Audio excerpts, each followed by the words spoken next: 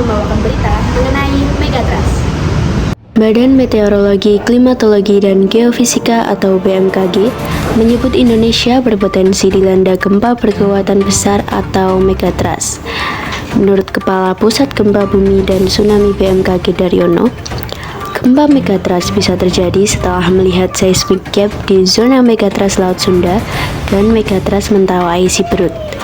Daryono memperkirakan megatrust Laut Sunda dapat memicu gempa dengan kekuatan maksimal magnitudo 8,7 dan megatrust Mentawai Siberut sebesar magnitudo 8,9.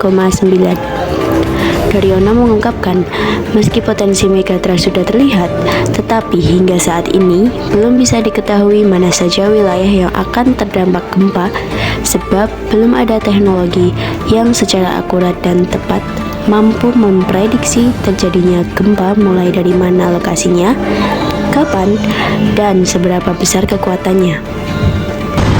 Dan berikut ini tanggapan perwakilan Duta Siaga Bencana SMA Negeri 1 Sleman terhadap berita gempa megatrust.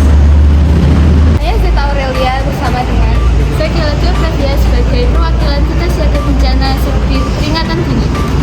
Pertanyaan pertama, apa yang harus kita lakukan sebelum, selama, dan setelah terjadi gempa megatrust?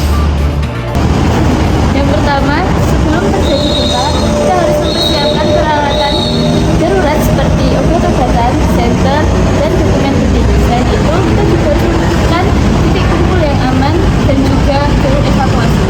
Saat terjadi gempa, kita tidak boleh panik dan melindungi diri. Setelah terjadi gempa, kita harus memeriksa kondisi sekitar, apakah ada yang membutuhkan pertolongan atau tidak. Bagaimana peran kita siaga bencana dalam meningkatkan kesiapsiagaan menghadapi gempa megatrust? Kita siaga bencana telah melakukan simulasi gempa dan melakukan pelatihan dasar tentang pertolongan pertama. Jika gempa megatrust terjadi saat siswa belajar di sekolah